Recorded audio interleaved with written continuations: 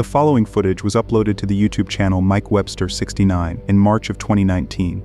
In the video, a Russian urbex creator named Mike set out to explore a large residential complex on the outskirts of a city somewhere in Russia. At the beginning of the video, Mike's exploration was fairly typical. He moved deeper into the building, checking different floors and rooms, with the suspense slowly building as he pointed out that the place felt sketchy and not very safe. As he explored further, he began noticing clear signs that people had been staying there and traces of a drug user somewhere inside. Despite these discoveries, he initially managed to explore without any direct problems and eventually made it up to the roof, where he started showing off his parkour skills. The roof itself was dangerous, with loose concrete, holes, sharp objects and unstable areas, and a single misstep while jumping between these areas could have easily resulted in a fall or serious injury. After finishing his brief parkour display, he made his way back down into the building, where he unexpectedly came across a suspicious pile of clothing outside a room. This discovery immediately rattled him, forcing him to turn around and look for a way out. However, as he was trying to leave, that's when he encountered something extremely alarming. Каток.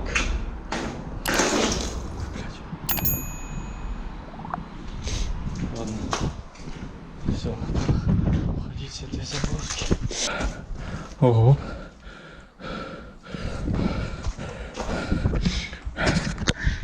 Еще бы не упасть в этот лифт.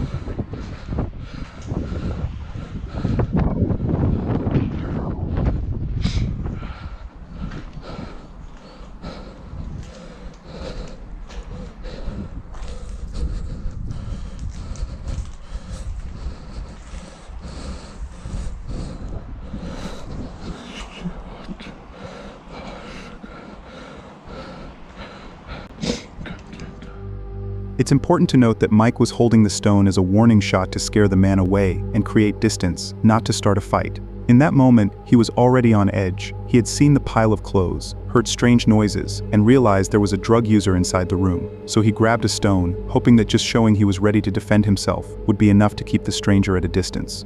However, the moment he revealed himself, the man grew even more aggressive, and what Mike had meant as a simple warning would become the trigger for a terrifying chase through the abandoned building.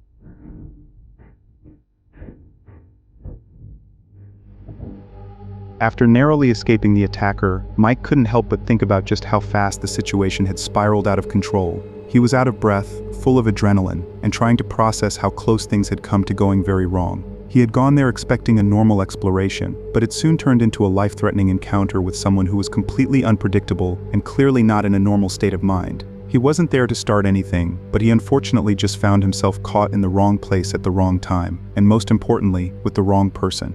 Looking back at this chilling incident, the only reason Mike managed to escape was a mix of quick thinking and the parkour skills he had been casually showing off earlier.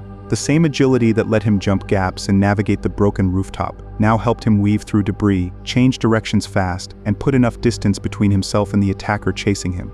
Without that experience moving through unstable structures, there's a real chance he could have slipped, fallen, or been caught in one of those tight corridors, and the outcome could have been very different. Nonetheless, this whole situation is a reminder of how unpredictable people can be, especially in abandoned places where you have no idea who might be inside or what state they might be in. In the end, Mike was incredibly lucky to walk away from this with nothing worse than a scare and shaky hands, and his escape shows just how thin the line can be between a crazy story for his channel and a tragedy we'd be hearing about for very different reasons.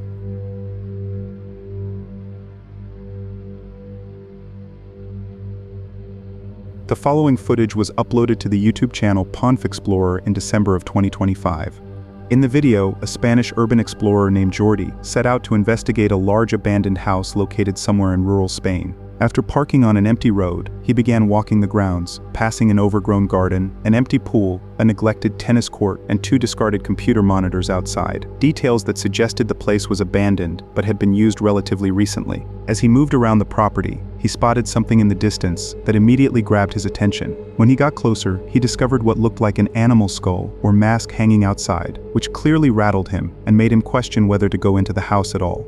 He eventually chose to check the main door, but unfortunately found that it was padlocked and inaccessible. He then continued circling the property, searching for any alternative entrance and talking about how sketchy the location already felt. Later, in the garden area, he noticed what looked like a small cemented grave or makeshift tomb with a plastic bag or bundle placed on top. Curious but cautious, he put on his gloves before touching anything, clearly creeped out and suddenly much more nervous about what he might find next. However, the moment he started opening the bags and looked inside, he stumbled upon something extremely disturbing. ¿Qué coño es esto? ¡Wow! ¡Qué paranoia! ¡Qué paranoia!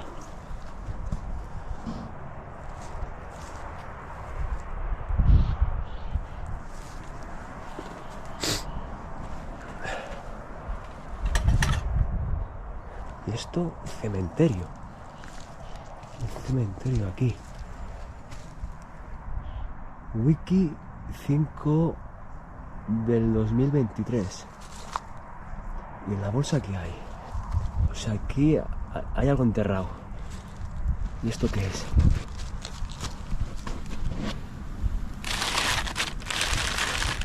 ¿Qué coño es esto, tío?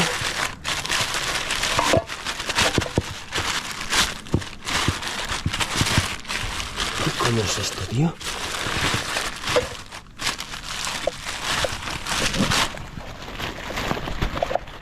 Joder, me cago en 10. Me cago en la puta, tío.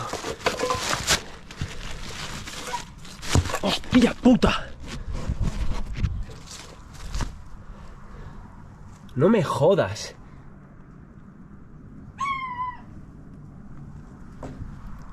No me jodas. Ahí se escucha un perro.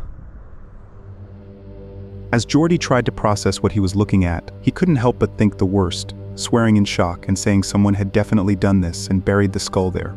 Disturbingly, seeing the crude tomb marked Wiki 5 del 2023, which reads Wiki as the name and the 5th of 2023 as a date, right next to the skull made the whole scene feel less like a random dump site and more like a deliberate grave, and he couldn't shake the connection to the animal skull he'd found hanging outside minutes earlier. To him, it felt as if someone had turned this corner of the property into a kind of makeshift cemetery or ritual space, and from that point on, he was on edge, convinced whoever did it could still be nearby.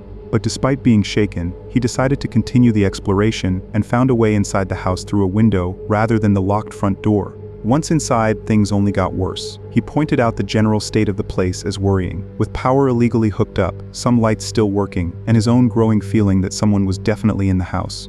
Even so, he pushed on and eventually decided to check out the upper levels. However, as he was approaching the stairs, that's when he encountered something once again. Una cinta de vídeo. ¿Qué le pasa a la linterna? Subimos arriba. Vamos. ¿Hola? ¿Hola?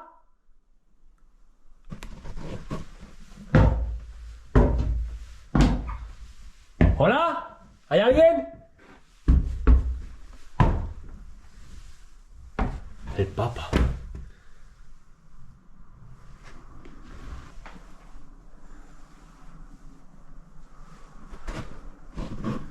Una habitación.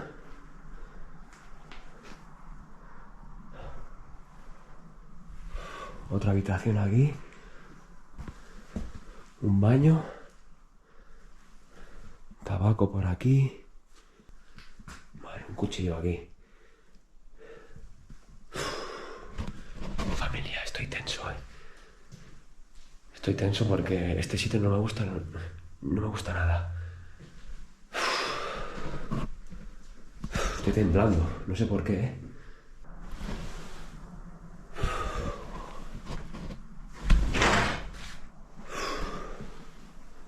Esto...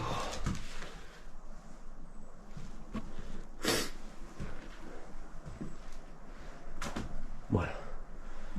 Vamos aquí, ropa, chatarra.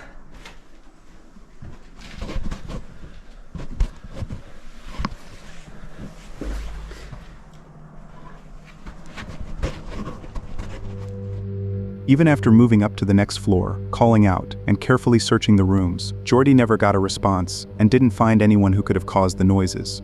But he did, however, find recently used tobacco and smoking materials on a surface, a knife left inside near graffiti, and clothes and junk arranged in rooms, clues consistent with squatters rather than a fully abandoned cleared house. Even though he didn't actually see anyone, those signs, combined with his failing flashlight and the cluttered upper rooms, only made him more certain he wasn't alone.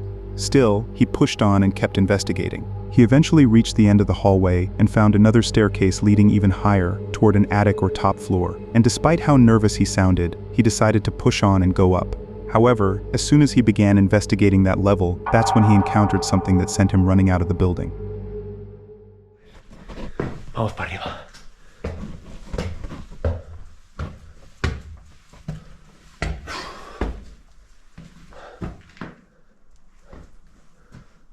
Vamos por aquí, a ver.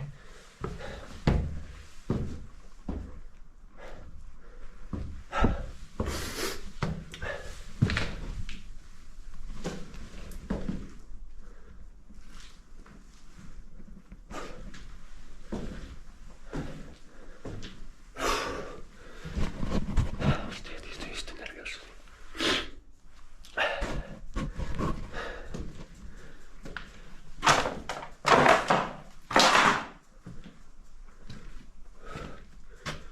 Qué de trastos, madre mía. Me cago en 10, que falla la linterna, me cago en la hostia.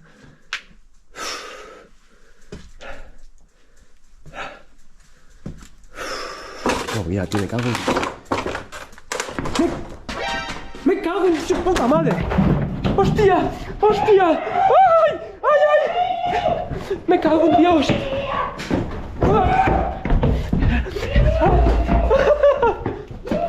¡Hostia! ¡Ay!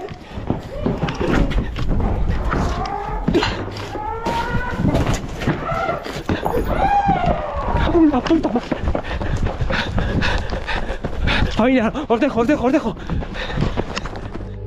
Fortunately for Jordy, he was able to outrun the attacker and managed to escape the relentless chase unharmed. Although he never got a clear shot of the strange individual on camera, the overall setup and the personal items inside made it most plausible that this was a squatter or someone quietly living in the building, rather than a random passerby. Later, once he was out of danger, he began to piece together what had just happened. The rushed footsteps, the inhuman-sounding shouts, and the way the noises had followed him down the corridor convinced him that whoever it was had been up there the whole time, just out of sight. In that context, when you connect that attacker with the human skull in the garden, the crude tomb, and the animal skull hanging outside, the property no longer seems like a simple squat, but rather the lair of someone with a morbid fixation, or even the site of a twisted obsession and ritual activity hidden from the rest of the town. Nevertheless, regardless of how all these pieces fit together, Jordy had walked straight into the territory of a disturbed individual, and was simply lucky to escape that chilling encounter without a scratch, leaving behind a house full of questions best left unanswered.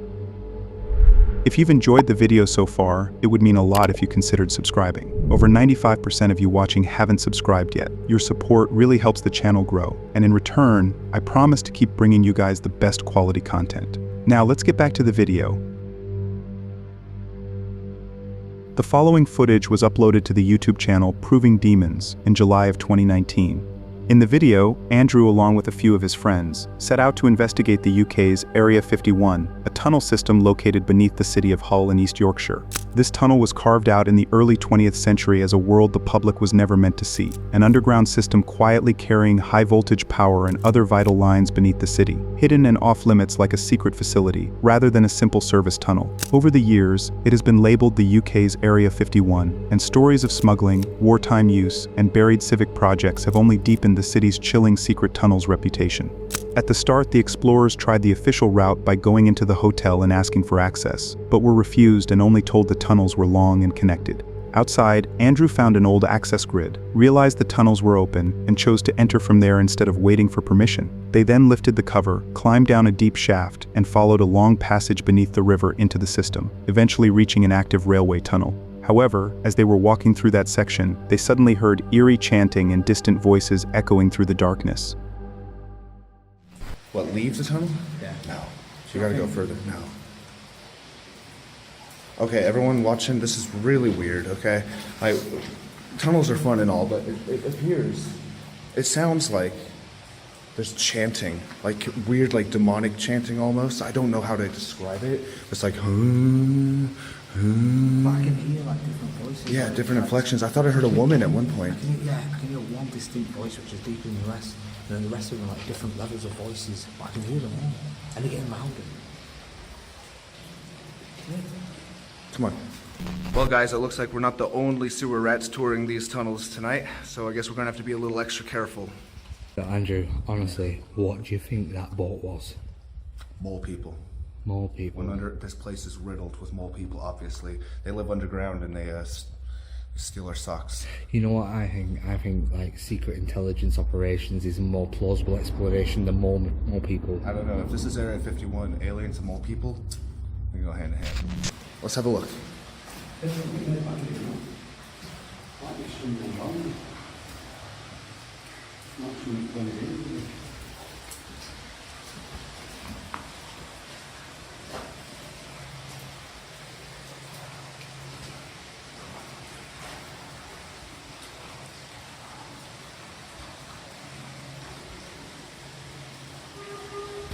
That is a voice.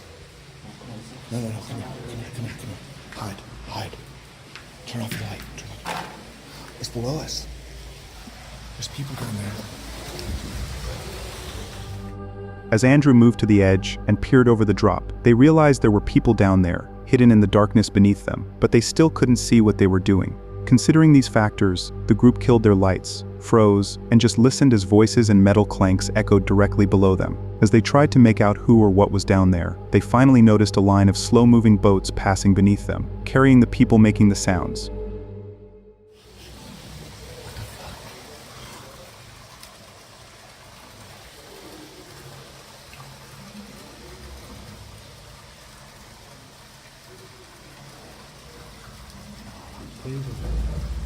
This is underground. That is mental. Get back.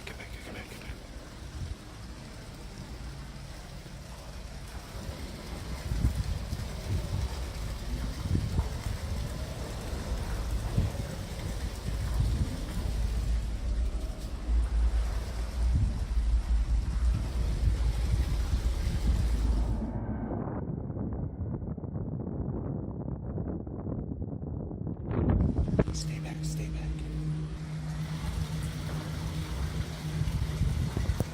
Get back.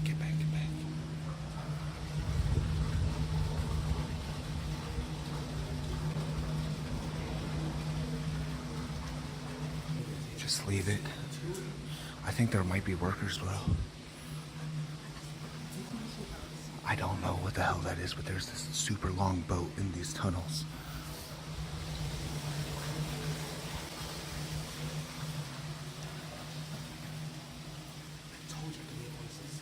What? You're right, there are fucking voices. There's whatever that was. Let's wait and see if it comes back. Ja, die deur in zo los. No, it's still going. Come on, let's move. Let's keep exploring before we get caught. After noticing the series of boats, the group initially suspected they might be workers on some kind of unofficial tour. However, the explorers soon realized this wasn't the case, as the people aboard wore no proper uniforms, carried no safety gear, and had no visible lights, only silhouettes, echoing low voices, and the scrape of metal on concrete. It appeared more like a quiet, organized transport route tucked out of sight beneath the city. The boats were old but steady, moving slowly in a line as if they had done this 100 times before, fully loaded with people who clearly knew those tunnels better than anyone on the surface. Considering these factors and given the site's reputation as a sort of UK Area 51, with rumors of secret tunnels and hidden operations, there was also the possibility that these boats were connected to something more classified. Another theory was that this was something else entirely, smugglers using a forgotten waterway, or even an underground homeless community that had quietly claimed the tunnels as their own. In the end, looking back at the footage, it was hard to pinpoint or make sense of what they'd seen down there, because all they ever had was blurry video, a few slow-moving boats, and a handful of guesses about who those people were. As a result, as of the time this video was uploaded, the truth about the identity of the people beneath the city that night remains a chilling mystery.